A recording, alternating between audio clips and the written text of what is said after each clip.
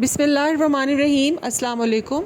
آج ہم بات کریں گے سورہ رحمان کے تعارف اور فوائد کے بارے میں۔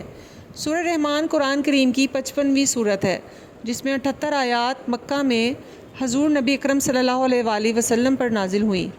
حضرت محمد صلی اللہ علیہ وآلہ وسلم نے یہ بھی ارشاد فرمایا کہ جو شخص اسے پڑھے گا اللہ اس کی کمزوری پر رحم کرے گا۔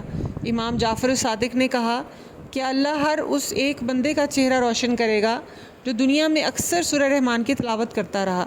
سورہ رحمان کی تلاوت کے فوائد کیا ہیں؟ اس سورت کی تلاوت کو مت چھوڑیں، کثرت سے اس کی تلاوت کریں، کیونکہ قیامت کے دن یہ انسان کی شکل اختیار کرے گا اور خدائے رب العزت کے قریب کھڑا ہوگا، اور جب حکم دیا جائے گا تو جنہوں نے اپنی زندگی میں اس کی تلاوت کی تھی تب ان کے چہرے روشن ہوں گے۔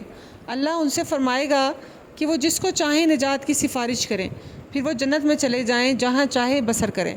اگر اس سورت کی تلاوت کے بعد تلاوت کرنے والا فوت ہو جاتا ہے تو وہ شہید کی موت سے مر جاتا ہے۔ اگر اس کے لکھے ہوئے کو گھر میں لٹکا دیا جائے تو گھر کے باشندے نقصان دہ جانوروں سے محفوظ رہیں گے۔